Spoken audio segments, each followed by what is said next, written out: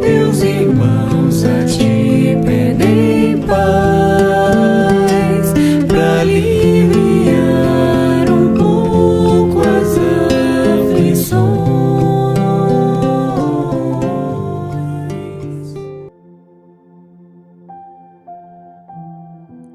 Boa noite, meus irmãos. Estamos juntos mais uma quarta-feira. Vamos nos preparar, pegar nossa garrafinha com água, nos silenciar, pegar o nosso evangelho, pedir auxílio ao nosso protetor, levar o pensamento a Jesus, a Maria, para darmos início ao nosso evangelho nessa noite de hoje. Boa noite a todos. O livro é Agenda Cristã, de Chico Xavier, pelo Espírito de André Luiz. A lição é de número 9, nas conversações. Não se irrite com o interlocutor, se não lhe responde a expectativa. Talvez não tenha sido você suficientemente claro na expressão. Se o interpelado não atende de pronto, cale as reclamações. É provável que ele seja gago, e se não o for, a descortesia é uma infelicidade em si mesma. Quando alguém não lhe der a informação solicitada, com a presteza que você desejaria, não se aborreça. Recorde que a surdez pode atacar a todos. Evite os assuntos desconcertantes para o ouvinte. Todos temos zonas nefrálgicas no destino, sobre as quais precisamos fazer silêncio. Não pergunte a esmo. Quem muito interroga, muito fere. Cultive a delicadeza com os empregados de qualquer instituição ou estabelecimento, onde você permaneça de passagem. Sua mente, quase sempre, está despreocupada em semelhantes lugares e ignora os problemas de quem foi chamado a servi-lo. Seja leal, mas fuja a franqueza descaridosa. A pretexto de ser realista, não pretenda ser mais verdadeiro que Deus, somente de cuja autoridade amorosa recebemos as revelações e trabalhos de cada dia. Se o companheiro lhe fere o ouvido com a má resposta, tenha calma e espere o tempo. Possivelmente, já respondeu com gentileza 99 vezes a outras pessoas, ou talvez acabe de sofrer uma perda importante. Ajude conversando. Uma boa palavra auxilia sempre.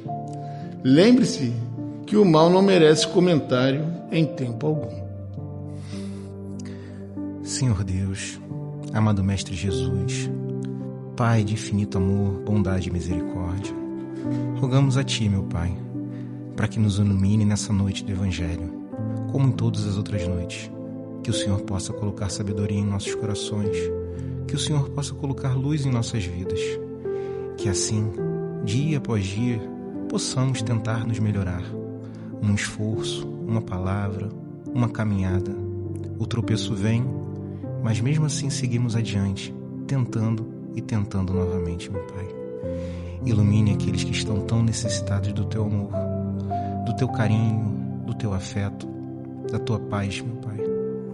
Aqueles que se encontram nos hospitais, aqueles que se encontram com alguma enfermidade, seja moral, seja física, que o Senhor possa parar cada um deles. Mãe Maria, Mãe Santíssima, esteja com cada um de nós, com os suicidas, com aqueles que têm pensamento em suicídio. Cada um deles precisa da Tua palavra, precisa do Teu amor. Rogamos aos nossos protetores para estarem conosco nesse momento tão maravilhoso, assim como em todos os momentos. Obrigado, que assim seja. Graças a Deus.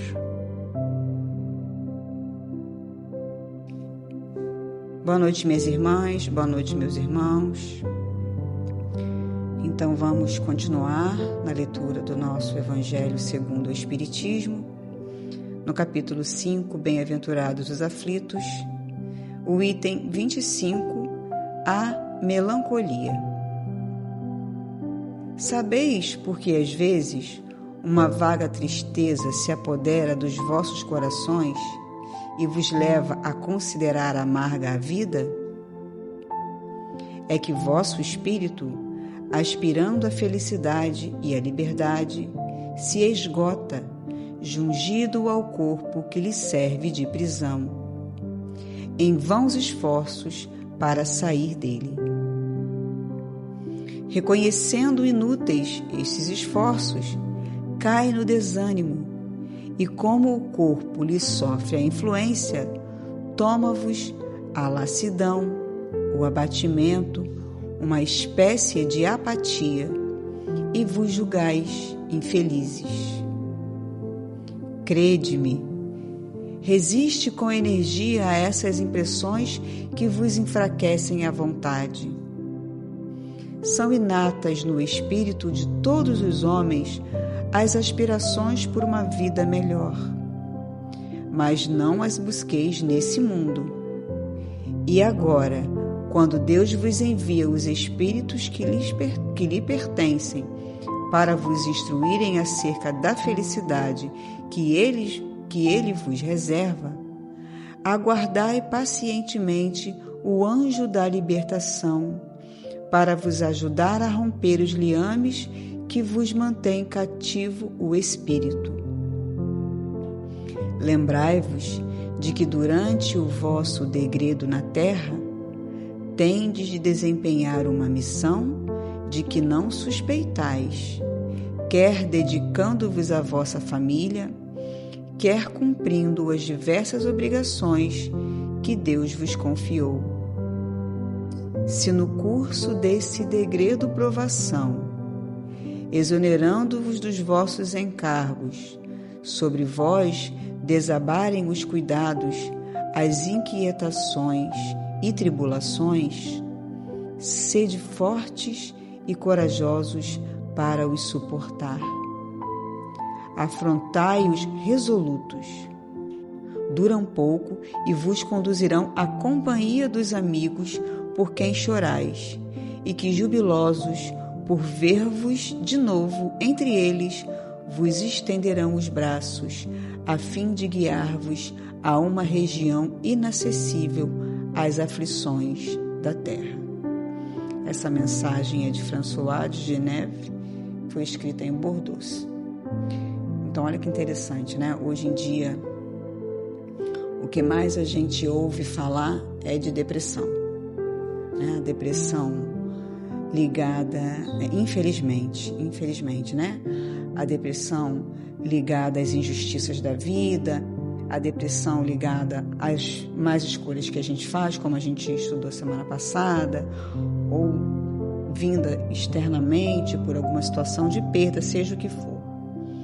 E muitas das vezes as lutas da vida cotidiana, do trabalho, da vida de relação, da vida em família, às vezes a gente senta assim e fala, nossa, estou cansado, não aguento mais, né? A gente tem visto aí, estamos aí, né, nessa, chamando ainda de conflito, que não é uma guerra, entre Israel e Irã, né, onde a situação de você bombardear um outro país parece uma coisa natural, algo como se fosse um direito, o outro tem o direito porque você matou os meus, eu tenho o direito de matar os seus.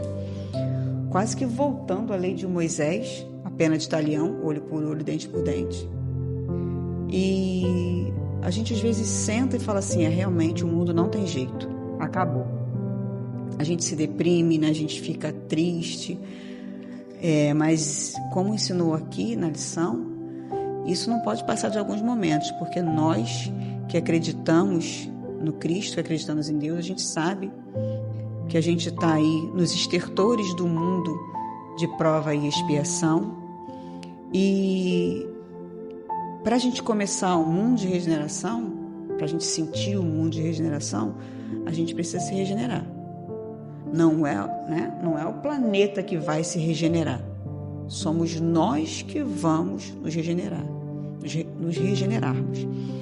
Então a gente fica depressivo, a gente fica triste, como se o mal nunca mais fosse acabar, como se isso fosse durar para sempre. Mas também a gente não pode ficar apático a tudo isso, a gente precisa fazer a nossa parte. A gente quer um mundo regenerado, mas a gente não quer se regenerar, então não vai funcionar. Eu não posso esperar que o outro seja uma boa pessoa. Como disse a página ali, ela deu uma responsabilidade muito grande. Se o outro, você falou com educação, mas o outro respondeu com aspereza, você fica calmo, você fica tranquilo, de repente está com algum problema, com alguma situação. Ele já respondeu com delicadeza a 99 pessoas, mas infelizmente na sua vez ele estava cansado. Mas a gente quer só receber esse bem, a gente não quer oferecer esse bem. A gente quer um mundo regenerado, mas a gente não quer se regenerar. Então nós espíritas, nós cristãos, temos que fazer a nossa parte, diminuir a agressividade, diminuir a violência, diminuir o mal em nós, para a gente poder também saber lidar com essas situações de violência que a gente vê todo dia na televisão, cada vez uma coisa diferente, cada vez uma situação diferente, para que a gente não engrosse, né, a voz daqueles que dizem que é melhor destruir o mundo todo para começar tudo de novo. Não vai importar, porque se nesse mundo reencarnar a gente, nós, os terráqueos, vai continuar a mesma coisa. A morte não muda ninguém. O que muda a gente é a nossa vontade, né?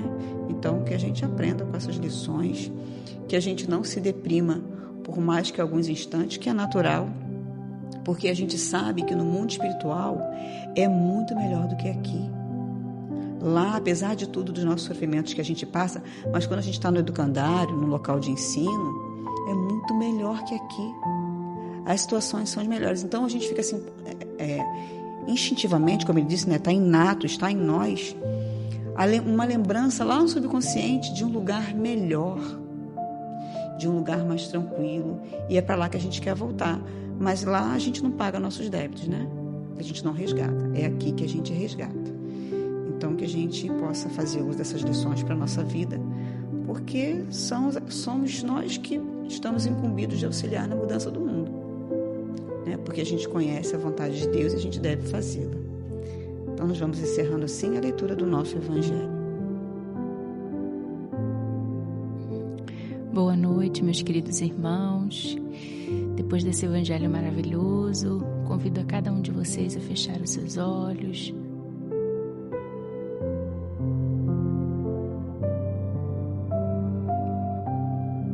a pensar em Jesus. Hoje nós estamos aqui só para agradecer a Deus por essa oportunidade de estarmos aqui unidos e reunidos em Seu nome, Senhor.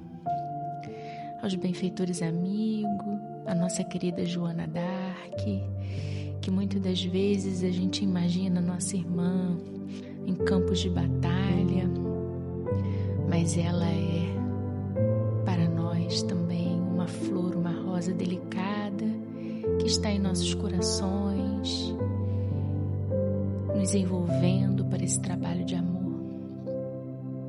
Obrigada, Senhor, por estarmos aqui. Obrigada, Senhor, pela Tua companhia, por nos seguirmos, por não desgrudar de nossas mãos no decorrer da nossa jornada aqui terrena. Muito obrigada, Pai, por tudo, por esse Evangelho de amor, pelo trabalho que nos convida, Senhor, à reflexão, no agir, no pensar. Muito obrigada, que possamos dar por encerrado o nosso Evangelho de amor na noite de hoje. Que assim seja.